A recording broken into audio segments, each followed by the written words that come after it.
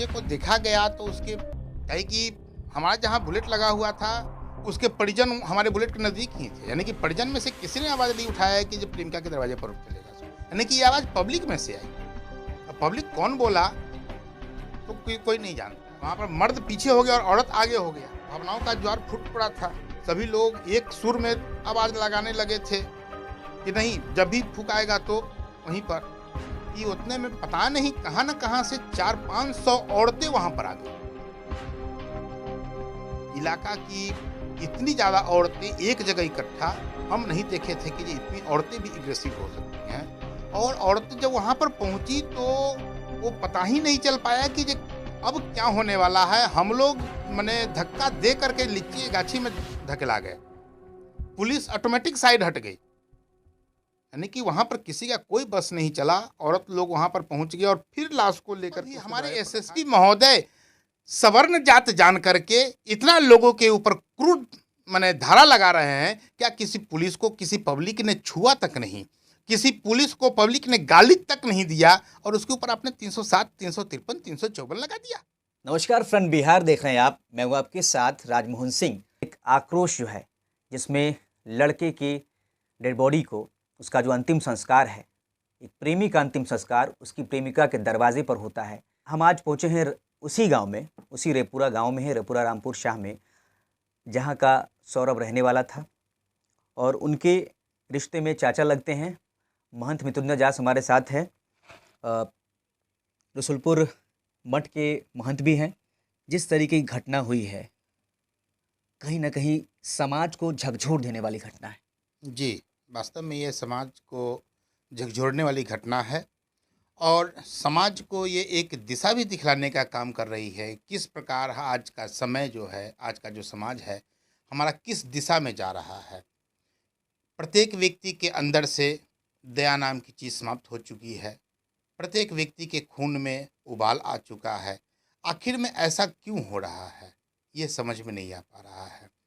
बर्दाश्त करने की क्षमता अब किसी में नहीं रही। अगर बर्दाश्त करने की क्षमता होती तो आज ऐसी घटना भी घटित नहीं होती। या जो समाज में घटित हो रहा है वैसी कोई घटनाएं घटित नहीं होती। कुछ बातें जो निकलकर सामने आई है इस हत्याकांड के बाद, और ये जो पूरा मामला हुआ कि 1 साल पहले भी सौरभ, क्योंकि ये प्रेम प्रसंग जो है दोनों के बीच काफ़ी समय से चल रहा था, जिसको लेकर पिछले साल भी जो है कुछ इसी तरह की घटना हुई थी और पंचायती हुई थी, और वहाँ पर इस लड़के के जो है नाखून उखाड़ लिए गए थे। क्या घटना थी? जी, साल भर पहले की घटना है, हमें याद है। यही शाम में 7, 7:30 के समय हो रहा था। हमारे दरवाजे पर एक 150 आदमी करीब में सौरभ को लेकर के पहुँचे। हम भी थोड़ा भौचक हो गए कि बात क्या है। उन लोगों ने जब हमारे पास आए तो कहें कि महन जी, जैसे इसलिए बात है, सौरभ को सोमरसा गांव में बहुत बेरहमी से पीटा गया है। हम पूछे भाई काहे काहे पीटा गया है। सौरभ यहीं पर खड़ा था, हम यहीं पर कुर्सी पर बैठकर अपना काम कर रहे थे।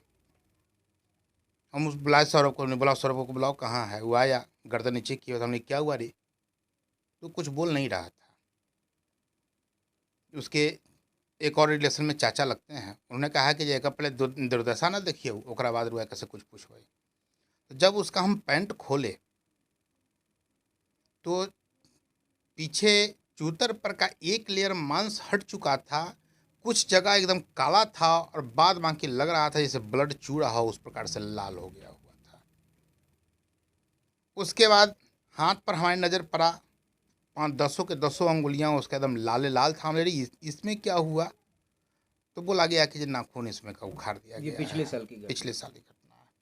इतना हम मर्माहत हुए, इच्छा तो हुई कि पहले उसी को हम एक दो थोपी रख दे कि तुम्हारे साथ इतना कुछ हो गया और अभी तुम मेरे पास आए हो। गुस्सा में हम बोले ठीक है रुको। जो 150 आदमी यहाँ पर खड़े थे सब लोग कह रहे थे कि नहीं मोहन जी चलिए, अभी उसके दरवाजे पर चल के उसको फूंक देंगे हम। कोई कह रहा था गोली मार देंगे, कोई कह रहा था कि काट देंगे। फिर सब लोग को शांत किए, हमने सुना। एक तो कानून अपना हाथ में ले ले को, अब तू भी कानून अपना हाथ में ले तो दो तरफी नहीं चलेगा। हम यहीं पर बैठ कर के एक आवेदन लिखे कांटी थानाध्यक्ष के नाम से। कांटी थानाध्यक्ष के नाम से हम आवेदन लिखे। हम उससे पूछे कि आखिर में तुम्हारे साथ ऐसी घटना करने के दरमियान था कौन कौन, जिनका जिनका उसने उसने नाम बताया, हम उनका उनका नाम उस आवेदन में लिख दिए। ये सारी प्रक्रिया करते करते रात के 10 बज गई। जब हम थाना पर फ़ोन किए कि प्रभारी महोदय हैं, तो मालूम चला कि वो नहीं हैं, वो कहीं निकले हुए हैं। तो हम मनीष को कहे, लड़का के पिता को, कि कल सुबह जा कर के आप आवेदन को कांटी थाना में रिसीव करा दीजिएगा। वो कल सुबह होकर के कांटी थाना के लिए निकला, लेकिन जब सिरपुर क्रॉस कर रहा था तो कुछ बच्चों ने उसको हाईजैक कर लिया वहाँ से, और हाईजैक करके सोनबरसा ले गया। अच्छा। हाँ, प्रशांत के घर पर। प्रशांत कहा कि हमारे ऊपर केस करने जा रहे हो, तुमको तो इसी रास्ते से टेम्पू चलाना है, अगर हमारे ऊपर केस हुआ तो तुम्हारे पूरे खानदान को हम मिटा देंगे। टेम्पू कौन चलाता है? सौरभ के पिता? हाँ, सौरव का पिता मनीष मनीष जी। ठाकुर, जो टेम्पू चलाते हैं। मनीष ठाकुर बहुत ही थोड़ा शांत प्रवृत्ति के आदमी है। वो इस बात से डर गए तो हुआ भाई, तब इसका निपटारा कैसे हो। तो प्रशांत बोला कि आप एगो कागज और नोट बना दीजिए, आज के बाद ना हम आपके बेटा को छुएंगे, ना आपका बेटा हमारे तरफ आएगा, समझे। उन्होंने एक नोट बना दिया, जो आज भी मनीष ठाकुर के यहाँ रखा हुआ है वो नोट, जिस पर लिखा हुआ है कि हम आज के बाद ना आपके बेटा को जानते हैं, ना बेटा आपका मेरे पास आएगा, ना हम लोग आपके बेटा को छुएंगे, मारेंगे, पीटेंगे। वो कागज़ बन गया, उसमें 4 गो साइन भी हो गया। हम साल भर पहले वो साइन नहीं देखे थे। इस घटना के बाद हमको मनीष ठाकुर कल दिखाया है कागज।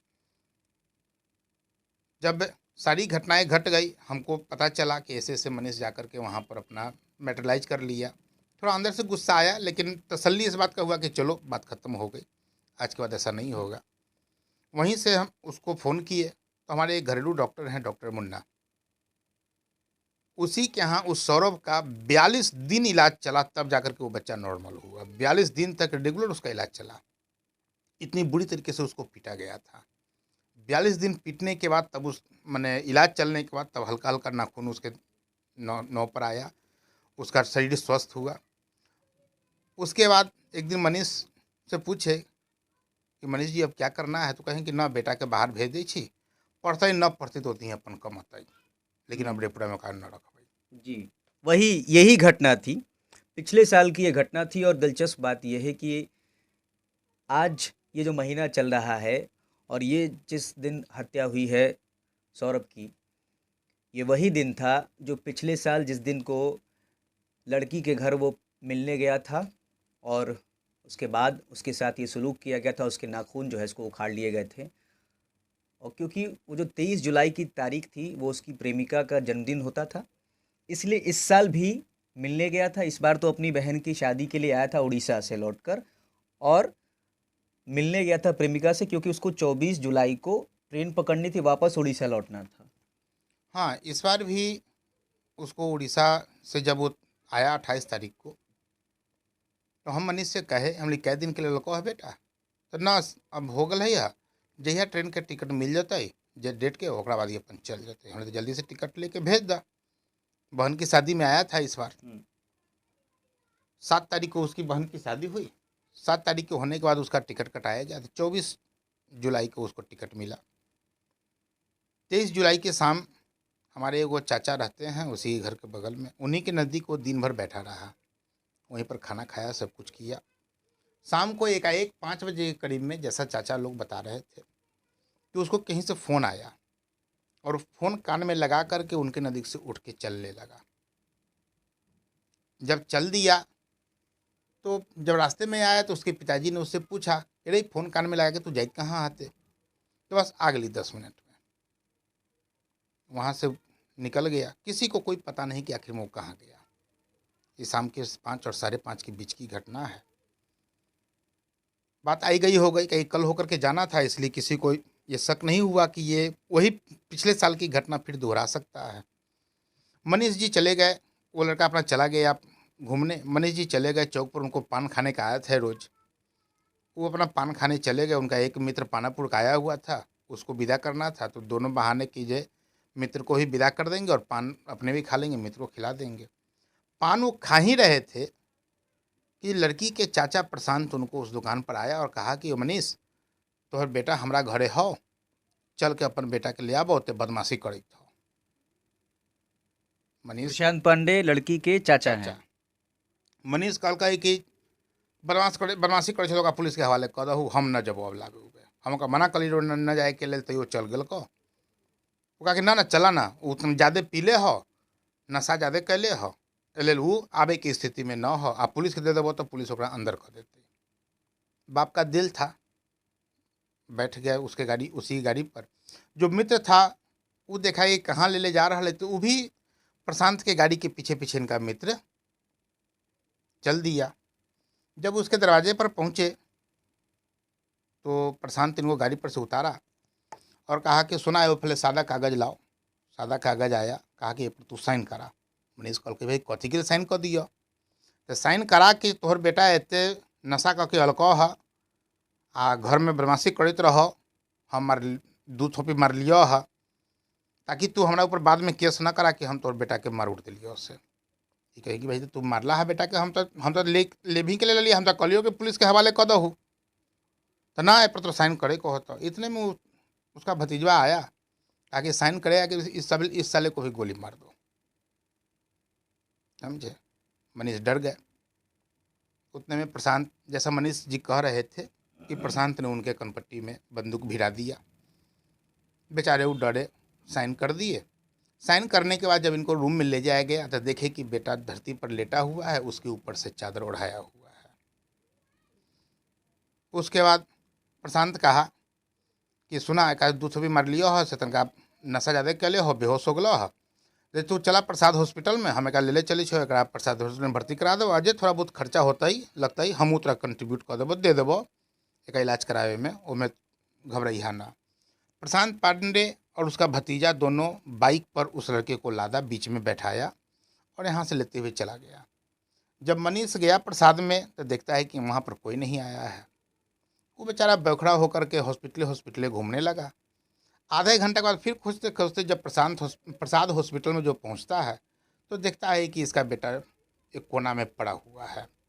ये जब पूछा आप डॉक्टर से अपने बेटे को, डॉक्टर कहा कि इसको जो भी रख के गया है तो उसी समय डेथ कर गया हुआ था, ये तो जिंदा आया कहाँ है यहाँ पर।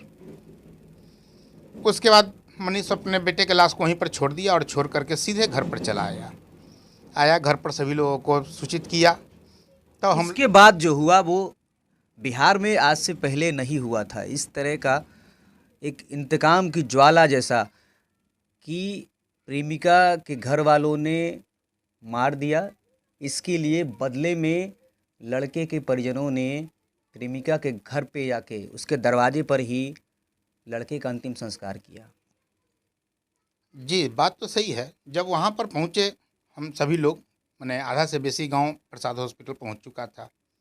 जब बच्चे को देखा गया तो उसके गर्दन पर यहाँ पर पूरा काला धब्बा जैसे लग रहा था कि जहाँ ईंटा से चाहे हथौड़ी से मार करके थूड़ा गया हो। पूरे शरीर, हाथ पूरा एकदम ठूर करके हड्डी जगह जगह से टूट चुका था। हाथ पकड़ के उठाने पर कट कट कट कट की आवाज़ करता था, जैसे हड्डी को, मैंने हाथ को थूड़ दिया गया हो। जब उठाया गया तो उसका पैंट गीला था, तो लगा कि पेशाब उसाब कैले होते। जब उठाया गया तो देखा गया क्योंकि हाइड्रोसिल को भी कूच दिया गया हुआ है। हाइड्रोसिल को भी लगता है कि ईंटा से चाहे हथौड़ी से, जिस चीज़ से भी उसको मारा हो, कोई देखा तो नहीं मारते हुए, लेकिन हाइड्रोसिल को भी कूच दिया गया हुआ था। लोल को ब्लेड से हो या चाकू से हो, किसी धारदार हथियार से काटा हुआ था। अब अंदरूनी भाग को तो लोग उतना गहन परीक्षण नहीं किया, वो तो डॉक्टर साहब ही बता सकते हैं कि और कहाँ कहाँ उसको क्या चोटें आई थी। लेकिन इतना देखा गया कि बायां जो पार्ट था शरीर का, उस पूरा एकदम घसीटा हुआ था, एक लेयर का चमड़ा ऊपर से हट गया हुआ था बायां पार्ट से। यानी कि उसको इतना मारा गया था कि वो जो नाच रहा होगा धरती पर, वो घिसटा करके उसके शरीर का एक लेयर का चमड़ा हट गया हुआ था। वो हाइड्रोसिल पर हम लोग कि मारा होगा तो दर्द से बिलबिला के जो नाचा होगा, उसी में उसके शरीर का छत हो गया था। बहुत ही कष्ट में उसकी मौत हुई थी। सुन करके ही रोंगटे खड़े हो जाते हैं, देखकर सिहर गया होगा इंसान। सभी लोग देख के सिहर गए। उसके बाद ब्रह्मपुरा पुलिस को बुलाया गया। ब्रह्मपुरा पुलिस वहाँ पर आए, लाश को देखे, अपने कब्जे में लिए, कहें कि कल सुबह पोस्टमार्टम के बाद हम आपको दे पाएंगे। जब ये सारी बात रात के 11 बजे जब हम लोग अपने घर पर आए, जब लोगों में कहें तो लोगों के अंदर के रात के 11 बजे ही आक्रोशित होना चालू हो गए और लोगों का इच्छा था कि रात के 11 बजे भी हम प्रशांत के घर पर टपें। और जो भी उसे घर में मिले उसको भी वही हालत से मारा जाए। फिर लोगों को हमने समझाया कि भाई अब पुलिस मामला हो गया है, कल सुबह देखेंगे क्या करना है नहीं करना है। सब लोग को समझा बुझा के अपने अपने घर भेज दिए। कल सुबह हो करके सब लोग गए हॉस्पिटल में, कांटे थानाध्यक्ष से भेंट किए। थानाध्यक्ष ने उसको लाश के लिए पोस्टमार्टम के लिए भेज दिए हुए थे लाश। पोस्टमार्टम करा करके लाश जब 2 बजे आया, 2 बजे मैंने हैंड ओवर किया परिजन को। लोग फ़ोन किया कि मान जी अब इसमें करना क्या है। हम लोग कुछ मत कीजिए, चुपचाप लाश को लेते आइए, श्मशान में चलेंगे और लाश को चिता जला देंगे। तो केस ना होता ही, हम लोग केस तो ब्रह्मपुरा थाना में आप लोगों ने किया है ना। लेकिन इसके बाद ये फिर कैसे तय हुआ कि उसके घर को वही बता उसके घर को शमशान घाट बना दिया गया? वही बता रहे हैं आपको। हमने सभी को कहा कि आप लाश को वहाँ से लेके आइए, फूंक देना है। और आपने केस जो किया है, केस में किसको किसको नामजद किया? हमने मनीष से पूछा। मनीष ने कहा कि जे घर में रहल कई रहा, जे हमारे सामने दिखाई पड़ल कि फलना फलना है, हम केस में ओकरे नाम लिख लिए। हम कहिए जे आपने अगल बगल चाहे किसी मने वैमनस्यता से किसी उसके इष्ट मित्र का नाम तो नहीं डाल दिया? कहा कि ना, जे हमारे सामने रहल कई रहा, हम पुलिस के हुए बतलिए कि जब फलना फलना फलना फलना होते रहलक रहा, वही सब मिल के हमारे बेटा को मारा होगा। समझ गया? आप केस भी पढ़िएगा, केस में देखिएगा कि घर के सदस्य को छोड़कर और किसी का नाम उसमें नहीं दिया गया है। उसके बाद लाश वहाँ से चला तो हम देखे कि अब लाश जलेगा। हम अपना पूजा पाठ करके भोजन किए थे। भोजन करने के बाद 10 मिनट लेटते हैं, हम लेट गए। जैसे लेटे ही हुए थे कि जब हमको फ़ोन आया कि मोहन जी जल्दी आओ, रोड जाम हो गई। हम तो कहे थे कि लाश को जलाने के लिए, फिर रोड जाम कौन करा दिया? वहाँ पहुँचते हैं तो देखते हैं कि मनीष और मनीष का परिवार एकदम साफ अलग हो गया हुआ है। मैंने उसके परिवार के कोई सदस्य वहाँ पर लाश के समीप नहीं थे, सब लोग को अलग कर दिया गया है। और इलाके के सैकड़ों लोग वहाँ पर, मैंने 500-700 आदमी, जिसमें जाति की कोई गणना ही नहीं थी कि भुइहार मरा है कि ब्राह्मण मरा है, कोई नहीं, मुस्लिम, चमार, डोम, हलखोर, पूरा इलाका के एक एक आदमी औरत वहाँ पर जमा है। हम जब पहुँचे वहाँ पर तो देखे कि ये टोटल आक्रोशित था। आक्रोशित होने के बाद हम लोगों से समझाएं कि रोड जाम कैला से हम सब अच्छी तो हती ना, आरक्षण में तो हती ना कि सरकार हमारा मुआवजा दे दे, है ना। और दूसरा बात है कि केस होइए गए है, 302 होता है तब तो पुलिस केस बने छी, तो रोड जाम कैला से कोनो फायदा न है वाला है। तो लोग सब कहे कि मोहन जी रहे कैसे रहो ना तो जाओ। अब हम लोग का जब आक्रोश देखे तो हम देखे कि अगर हम वहाँ से हटते हैं तो कोई अप्रिय घटना घट जाएगी। उतने में थाना का फ़ोन आ गया मनीष के भाई के मोबाइल पर। वो हमको दिए कि मोहन जी आप बात कर लीजिए। तो जो भी थाना प्रभारी फ़ोन पर बात कर रहे थे, कहे कि उन्होंने ना अपना नाम बताया ना हमने उनसे पूछा। वो कहे कि ये जाम करे से कुछ मिले वाला है, हमने जाम करे वाले से तो किसी को कुछ नहीं मिलने वाला है, लेकिन आखिर में आप लोग अपना काम करते क्यों नहीं हैं? आज से 10 दिन पहले गंगा शाह विसुंदरपुर के टेम्पू चालक को इसी प्रकार से ईंटा से कूच के मारा गया था। आज 12 दिन होने को जा रहा है, लेकिन अभी तक उसके एक अपराधी अभी आप लोग के पकड़ से बाहर हैं। और सेम घटना सेम तरीका से ये भी लड़का मारा गया है। तो जब सेम तरीका से मारा गया है तो इसका मतलब है कि अपराधी मारने वाला कोई एक है, उसका तरीका एक है मारने का, यानी कि दोनों को एक ही व्यक्ति मारा है। आखिर में आप अगर अपराधी को पकड़ लिए रहते गंगा शाह के केस में, तो आज इस केस में इस बच्चे की मौत तो नहीं हुई रहती। समझे? तो आप लोग बहुत बड़ा नेता बनते हैं। हम लीजिए ना सर हजूर, हम नेता नहीं, हम तो साधु हैं, हम तो पूजा पाठ करने वाले आदमी, हम काहे नेता बनने जाए। इतना कह के फ़ोन कट गया। उसके बाद रणधीर बाबू आए। रणधीर बाबू आए तो उनका जो भी जवान था वो पब्लिक के ऊपर लगा सोटा बरसाने। रणधीर बाबू मोतीपुर अंचल इंस्पेक्टर थे। अच्छा, उनका भी 6 थानों की पुलिस क्योंकि पहुंच गई थी।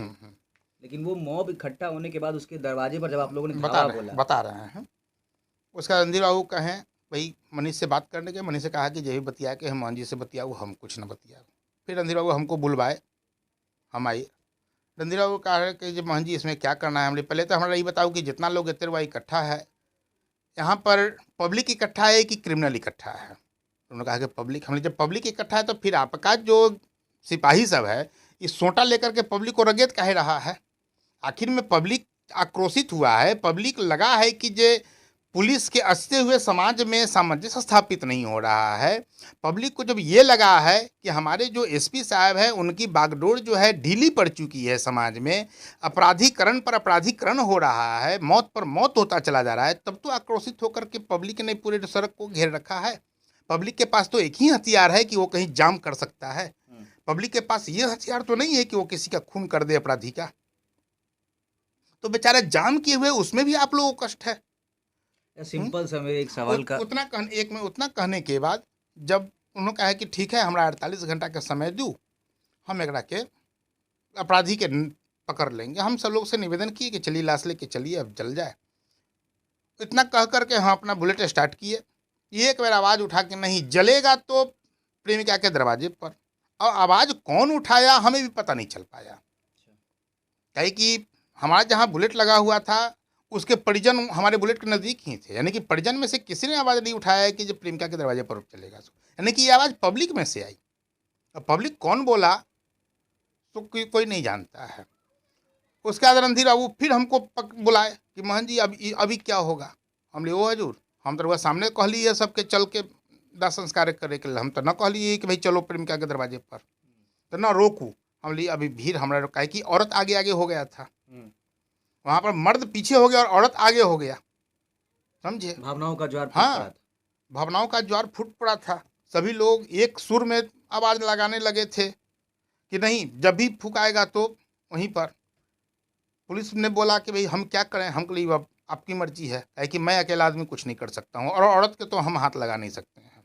मर्द को कहते तो हम बेचारों को खींच के हटाते भी, लेकिन औरत को हम नहीं छुएंगे। मूव चल पड़ा वहाँ पर पहुँचा। हम चले आए घर पर, हम नहीं गए वहाँ पर।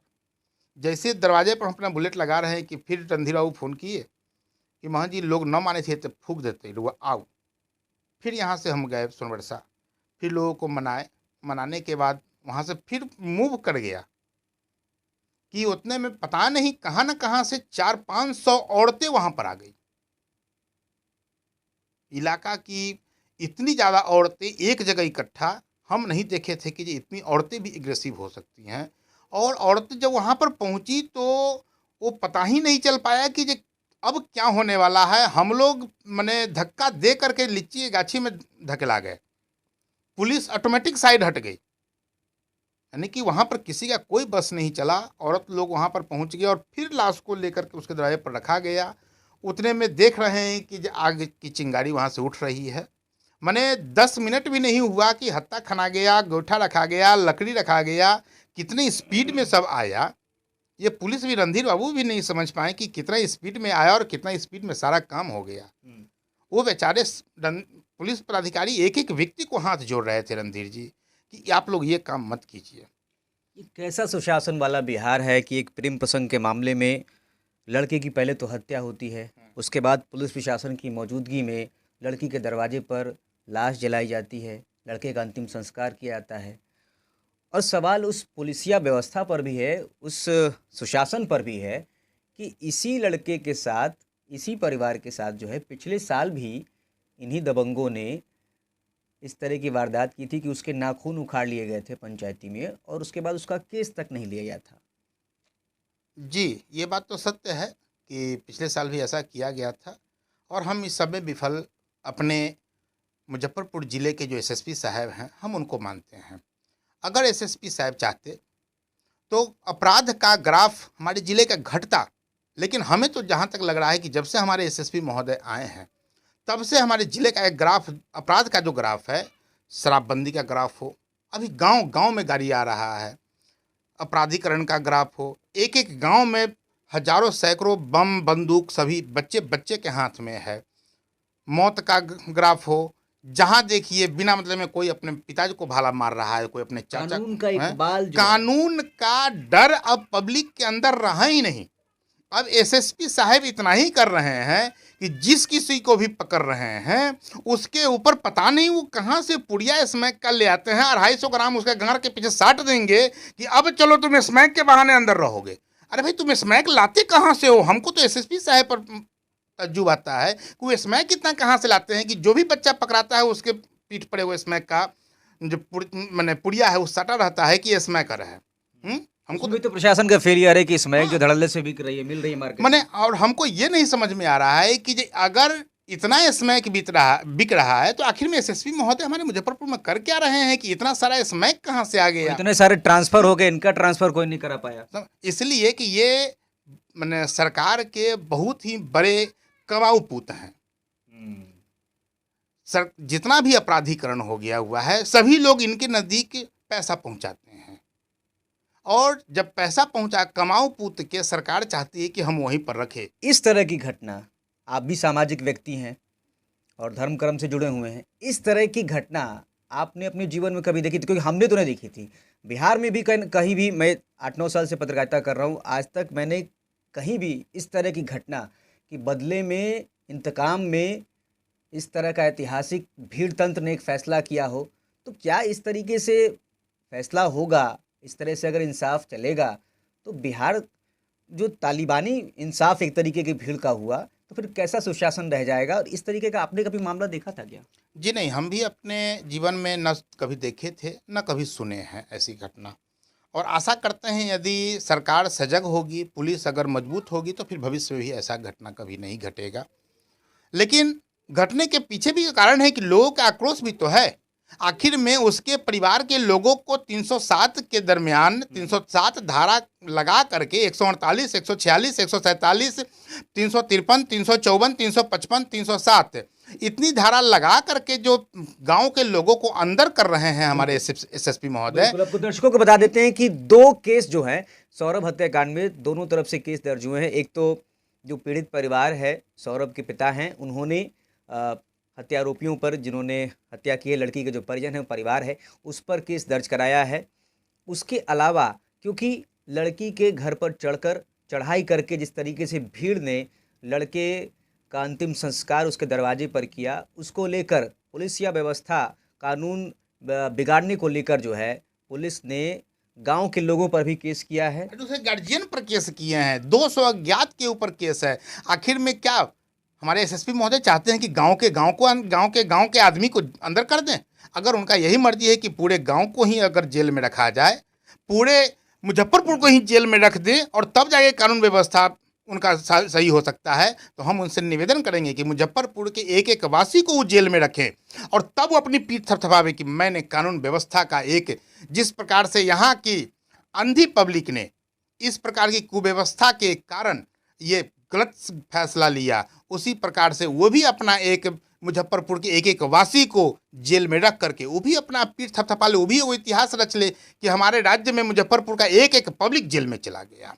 हम तो यही कहेंगे कि इतनी शर्मनाक घटना, और उस पर भी हमारे एसएसपी महोदय सवर्ण जात जान करके इतना लोगों के ऊपर क्रूर माने धारा लगा रहे हैं। क्या किसी पुलिस को किसी पब्लिक ने छुआ तक नहीं, किसी पुलिस को पब्लिक ने गाली तक नहीं दिया, और उसके ऊपर आपने 307, 353, 354 लगा दिया। क्या अपराधी था वो? आपने जाति शब्द का इस्तेमाल किया, क्या मतलब मुजफ्फरपुर पुलिस को आप जातिवादी बता रहे हैं? नीतीश कुमार की पुलिस को आप जातिवादी बता रहे हैं? जी, इसलिए कि जितने भी सवर्ण जात के लोग पकड़े जाते हैं, हमारे एसएसपी महोदय उसके ऊपर कड़ा से कड़ा धारा लगाते हैं, और न हो सकता है अगर उनका बस चले तो 2-4 गो स्मैक, 2-4 गो और सारे जितने जो कहे जाते हैं दारू तारू कथी सब जो है, वो सभी उसके ऊपर लाद करके ताकि ये अंदर जाए तो सड़ जाए, इस प्रकार की व्यवस्था करने पर। तो मुजफ्फरपुर के सोनबरसा में प्रेम प्रसंग कांड में हुई हत्या के बाद जिस तरीके का अनदेखा अंजाम सामने आया, उसको शायद आप कभी नहीं भूल, उसकी जान ले ली। तो मोहब्बत के इस बदरंग दास्तान की कहानी जो है वो हमने महंत मृत्युंजय दास से सुनी। आपको ये बातचीत जो है कैसी लगी, जानकारी आपको कैसी लगी, हमें कमेंट बॉक्स में ज़रूर बताएं।